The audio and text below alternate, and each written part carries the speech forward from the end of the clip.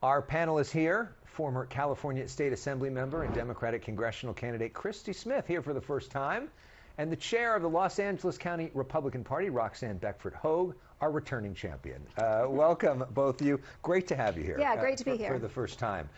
So let's talk about what is going on with Jon Ossoff. First up, for people that don't know, Natalie Harp is one of the president's closest aides. She's often by his side. She carries a printer with her sometimes to print out articles for him. She's often the person who literally types in the Truth Social posts and is known for her devotion to the Trump team. What do you make of Ossoff's comments? Beyond the pale? Well, she is also known as the human printer because precisely she takes dictation. In the old days, we were the secretaries. Yeah. Ossoff is really pushing it here, because especially if you're claiming to be the party that cares about women and that women belong we have a place in the House and in the Senate and which is our old joke that we used to love. The fact is that is completely scurrilous. The president travels with hundreds of people, including Natalie Harp, who's, by the way, not just a devoted aide. She got the job because the president's right to try bill helped save her life when she was suffering from cancer. So Google that, kids, and then tell me if Jon Ossoff was right or not. Here's what Ossoff said to Jen Psaki on MS Now tonight. You specifically mentioned her, and I just wonder why. Well, I've heard this particular aide referred to as his security blanket. And I think we could say that about any number of the senior aides in the White House. They're not telling him what he needs to hear. They're telling him what he wants to hear. And the nation is at war, and we cannot afford that. Your thoughts on the comments in the first place and what he's saying tonight? Yeah, look, Ossoff, despite what was otherwise a really good speech, missed the mark here. He broke a cardinal rule of being a candidate at that level. He punched down. This young woman's doing her job in the White House. The backstory on her, clearly compelling. There were a lot of other people. There were a lot of other people who aren't doing their job in the Trump administration who he could have tied the president to and made a much stronger point. On our side, we need to have learned from past mistakes, like what happened to Monica Lewinsky in the wake of the Bill Clinton scandal, right? We don't do this to women. We don't do this to women. We are the party that should be standing with women. We are the party that has raised the specter of sexual harassment in the workplace. I do hope, I have heard, unfortunately now, as more details about this woman's life have come to fore, that, you know, perhaps her family are concerned. I hope there's someone in the White House, a more senior aide, White House chief of staff, that she can go to if the relationship is in any way inappropriate. But those accusations have not been made right now, and I think Ossoff was out of line. Yeah, so wait, what have you heard that you're saying she needs her family's help? Those accusations have not been made. But right. Your thoughts on what she just said? Pretty strong words from the Assembly member. Well, and I welcome it, and it's good. It's really good when you're in the political game to know when someone on your side has stepped in it. In addition, I think the other thing we need to be very careful of when we're running a campaign or running for something is to use an argument that will stick. No one on the planet, you may not like Donald Trump, but no one on the planet can suggest that the man's not working hard. And so he made two missteps there. We get that you don't like him, but to suggest that he's just swanning about going to parties is what do you think of Ossoff as a presidential candidate potentially? Very weak sauce, but a very wide and thin bench that the Democrats have to choose from. But he doesn't have the gravitas of a Gavin Newsom.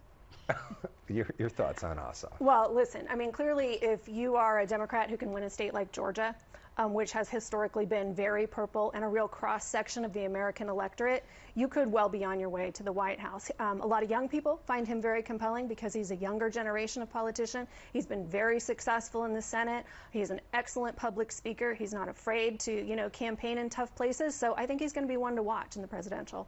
Yeah, it'll be interesting to see. He's first got to win his reelection in Georgia, where Absolutely. It looks like he's doing pretty well. Speaking of the midterms, we've got another election night in America in just a few hours from now. My favorite thing to say, election night in America.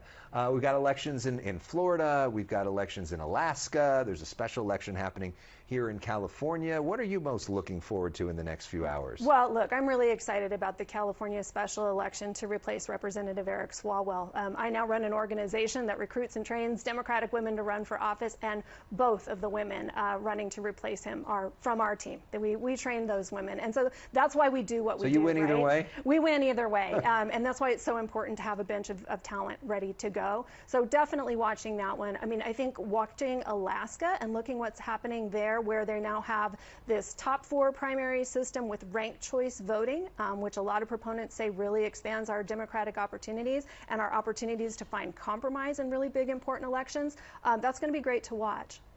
What do you most? I think ranked choice is one of the worst. The only way you could make California's system worse would be to add ranked choice to it. Wyoming has an election as well tomorrow that should be interesting. The race to succeed Swalwell, at least we know that neither of those candidates will be drugging young women, so we're very excited about that. That, of course, is an accusation which has not been proven in court. No, I'm pretty sure they won't be doing that. That's all I'm saying. Exactly. You're going to have a different take towards women. Why do you think ranked choice voting is a good idea? Look, in places where it has been deployed, it really gives voters an opportunity to not just have one choice. I mean, maybe they like a candidate who's on the ballot as a declined to state candidate, or if it's a nonpartisan race and there's 2 folks they really like, and like, I would take either one of these folks, but the other 2 who are running I really don't care for. You know, the bipartisan moment that we are having right now, which has led to Washington intransigence and even in some states, isn't serving the American electorate. The economy is bad. People feel like their needs aren't being met. And so why not have the opportunity to kind of at least have some moment where you could break, you know, the bipartisan stranglehold that we've had in this country for a long time. And of course, ranked choice, for people that don't follow this that closely, means you literally rank your choices. I like this candidate the best, I like this candidate second, and then they narrow it down based off of your rankings. And in this conversation, especially within the Democratic Party, and I know the Republicans went through this not that long ago, where you've got more left leaning folks and you've got more establishment folks, it gives voters an opportunity to weigh in on the differences between those kind of candidates. I think it's a great system for who you're going to sleep in the tent with in your junior high sleepover. I think for voting, that's how they do it. You choose one friend and then you choose another friend. Okay. Well, I think ranked choice. I think Republicans are concerned about it. I do believe the president has said, or some high-ranking Republican, if we go to ranked choice voting, Republicans won't win anymore. So that's why they don't like it. It's gamesmanship. It's what we did in California. It institutes a system of game theory, and most people are not paying attention to that. It happened with top 2. It'll happen with ranked choice. And it forces politicians to be more responsive. Okay. Ladies, thank you so much for being here tonight. Really appreciate it. Great to see both of you.